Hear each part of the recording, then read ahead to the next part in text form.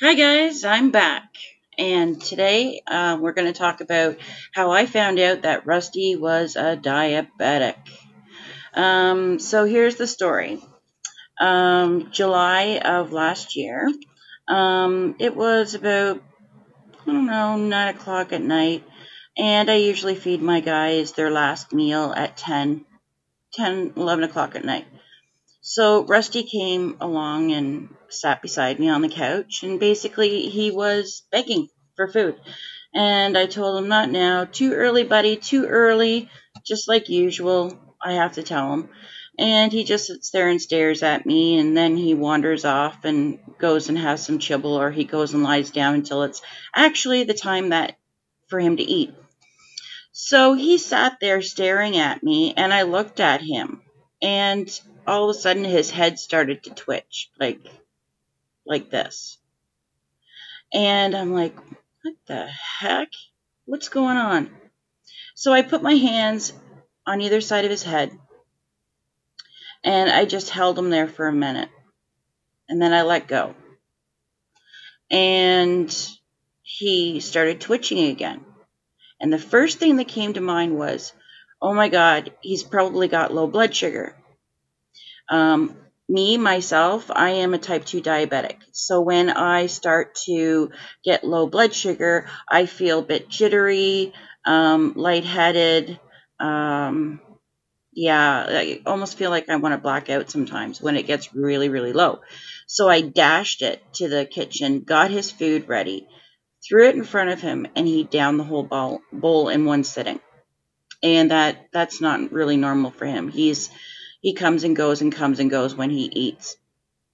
So I waited about a half an hour, and I went and saw where he was at, and he was laying down, and he popped his head up, and he was looking at me, and then the twitching started again. So I'm like, okay, trying not to panic, which I was in panic mode at the time. So I'm like, oh my God, how am I supposed to check his blood? I don't know how to do this. What am I going to do? So my daughter at the time was taking a course, a vet tech course. So I got on the phone with her. I dragged Rusty to the bathroom. I brought my glucometer kit with me, and she walked me through all of it. I told her what happened, and I could either test him using his ear or I can use his paw. So I went for the paw because I had no idea how to do his ear whatsoever. This is all new to me. So I pricked him and pricked him and pricked him and squeezed him and squeezed him, and I felt so bad for it. So the blood sugar was at 23.0. And I told my daughter that, and she's like, oh my God, Mom. Oh my God, that is not normal. That is way too high for him. And I said, well, what's the normal level for a cat? And she said, anywhere between 4 and 7, 4 and 6, like people. And I said, okay. So I let her go. And a few hours later, about 4 o'clock in the morning, I checked his blood sugar again. It had gone down to 18. So I'm like, okay, he's going down a bit. And so the next morning rolls around, I checked him again, and it was 19. And I called the vets, and I said, look, this is what happened. I need to bring him in. He needs to be seen, and he needs to be diagnosed. So we were in by, I think it was like 9:30, 10 o'clock in the morning, and they took him and did a urine analysis on him, and they brought him back, and they're like, yep, he has diabetes. And I said, oh, great. What is this going to entail? I don't have a hell of a lot of money as it is, so what am I in for? So she's like, I want you to check his blood sugar every 3 hours or so, around the clock, basically for 24 hours. We need to see where he's at, his curve. And I said, okay, I can do that. And then she's like, I'm going to put him on insulin. And I said, oh, okay. And she's like, I want you to give him 1 cc every 12 hours, so twice a day. And I said, all right. And that was about basically it. I kind of left the office feeling, kind of bewildered, in a panic mode, not really prepared for any of this. So I went right away to my pharmacist, who, by the way, I've been around for 20 years or so. And he is just amazing. He explained it to me that the insulin starts working about 6 hours after it's injected. It's not fast acting that he's on. It's a long acting insulin. I didn't have to fart around with needles like the old fashioned way. I bought a pack of pens. They were pre-filled insulin pens, and I think there was like 5 in the box. So he said, "Oh, you have enough. You have enough for a long time, so don't worry about it."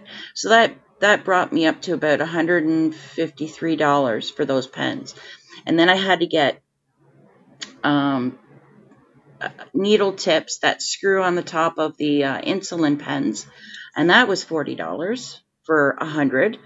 And I already had my own glucometer, and so I didn't have to worry about buying more test strips or lancets. So I was okay that way.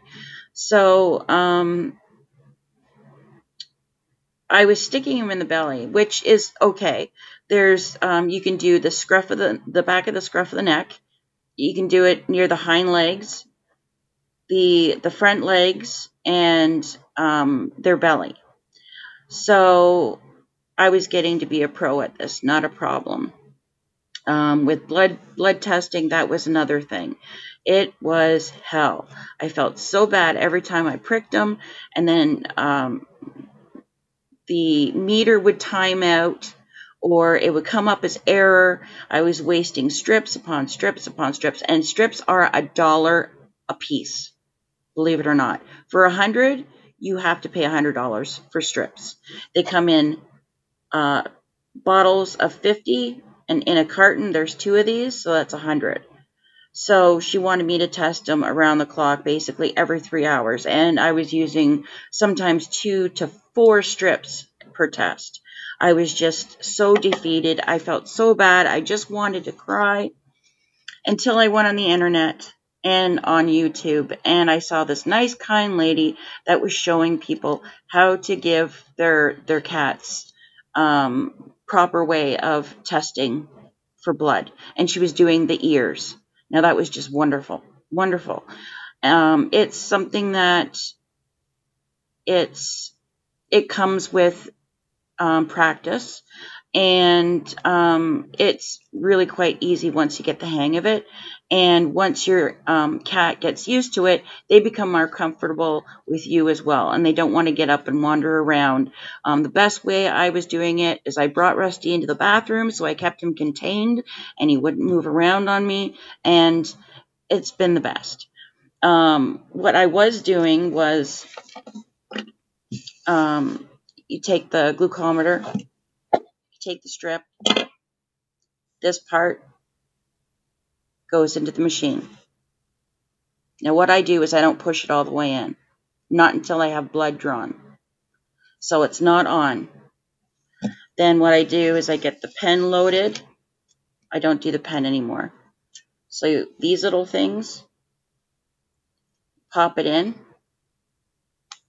What you want to do is you want to have it to number 5, which is the closest to the skin, and pull back,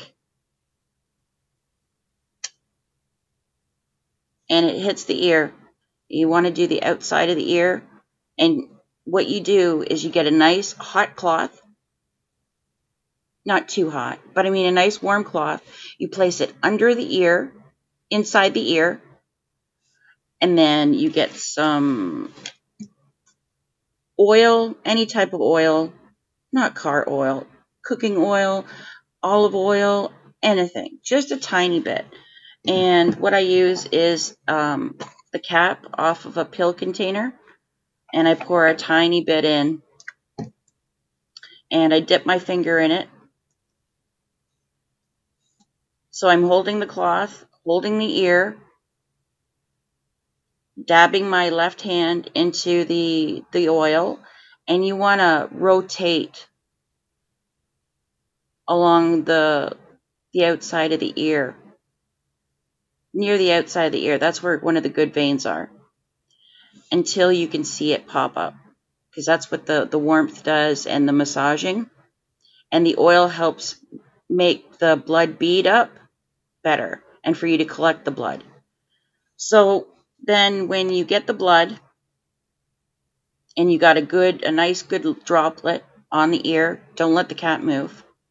I will pop it in anyway I can, because my hands are preoccupied holding onto the cloth and holding onto the cat's ear at the same time. So you got to hold on to both of them at the same time. And then you gently dip it into the blood, and it'll beep and let you know. And it tells you in about 5 seconds what their blood sugar's at. It'll beep at you. It'll give you the result. Throw these suckers away. You can't use them twice. You really shouldn't use these twice either. You should be throwing them out in a Sharps container. You can get a glucometer for free as long as you pay for the strips. So the glucometer comes free, and you buy the strips, which is $100 Canadian. If you're in Ontario, Canada, anywhere in Canada, it's $100. Expensive, but it helps. What you want to do is, when you do a curve, is every 3 hours you check their blood sugar, and you write it down, the time, the date, the time, and what their blood sugar was at. Then you email your vet and let them know, or you can call them and let them know what all your numbers are. I like to email. It's fast and efficient, and then the vet gets back to me right away. So that's with the testing. I'll show you actually in another video how I do it. Okay. So then Rusty was doing really well at 1 cc twice a day.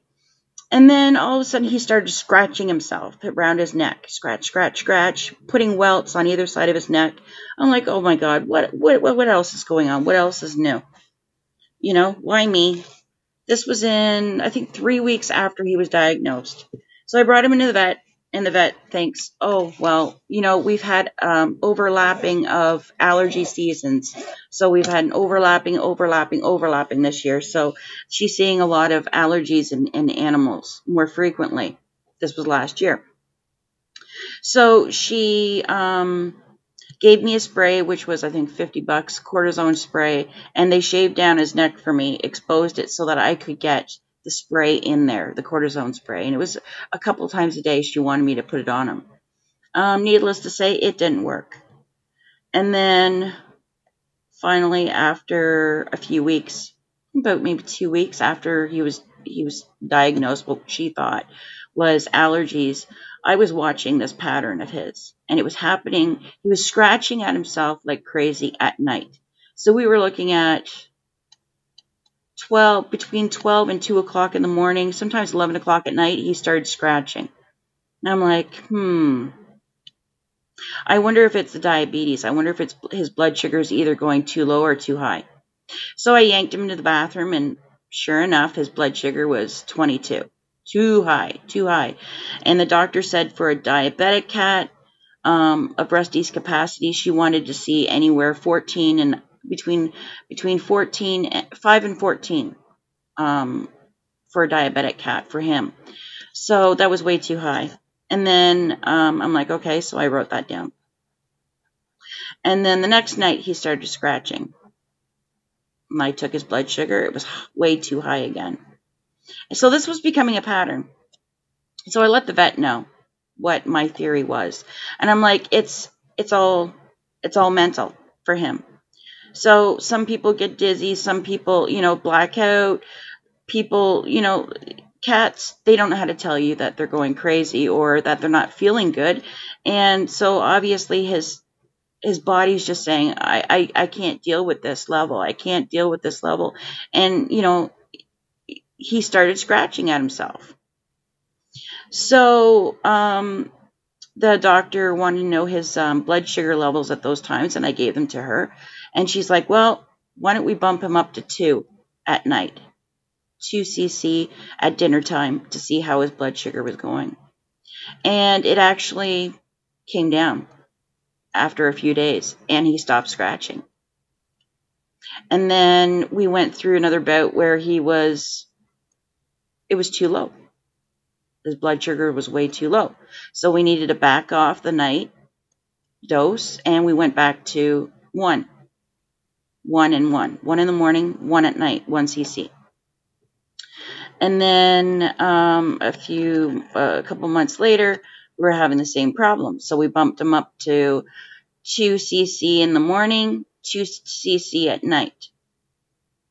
And now the current situation is he is back to scratching himself again. And I checked his blood sugar last night, and it was 22.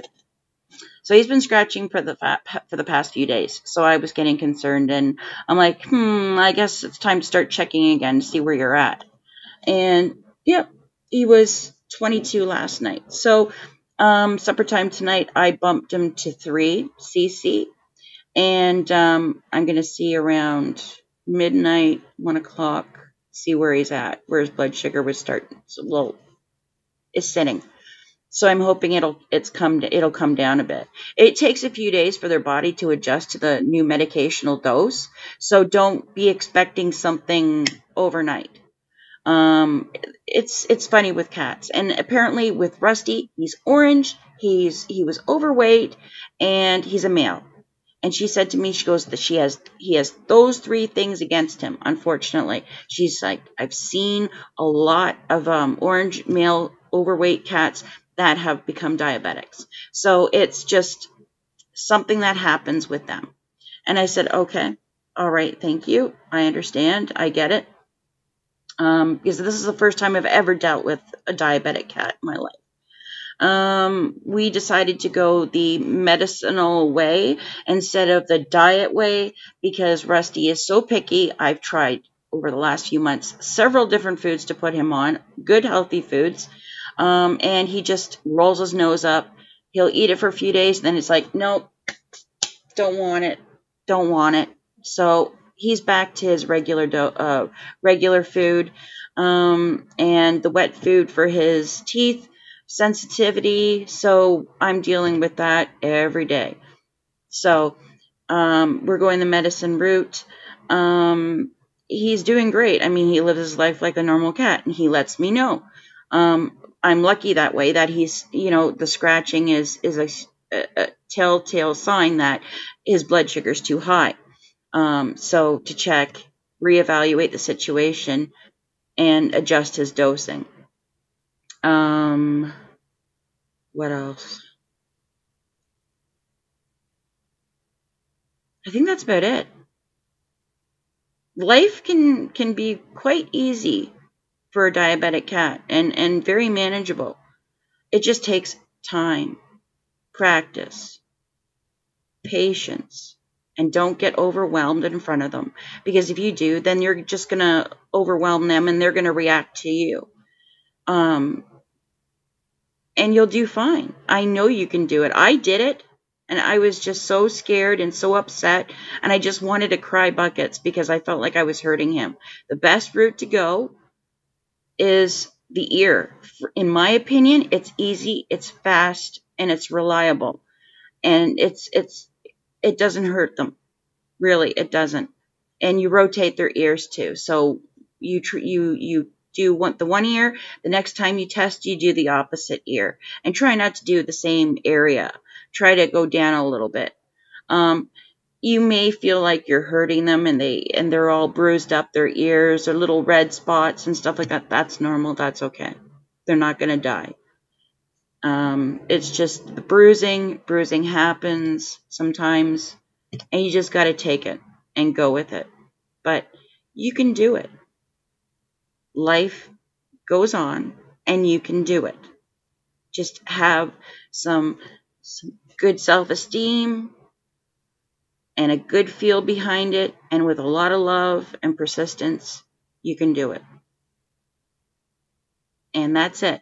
See me on the next video. I'll show you how to give needles and how to test their blood sugar.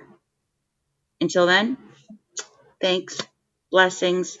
If you like my content, give me a like. If you want to see more, subscribe. You'll know when I drop the next video. Throw me a comment. Let me know how I'm doing, what you want to see. Give me some suggestions on what you want to see down the line. I have more things to do with cats and other things. I'm just trying to get the cat business up and out of the way so that I can explore other avenues as well that I know that I want to share with you guys. Share this video with your friends, your family, coworkers. It's free.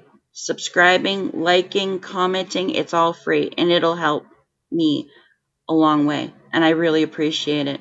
Thanks, guys. Until next time, bye.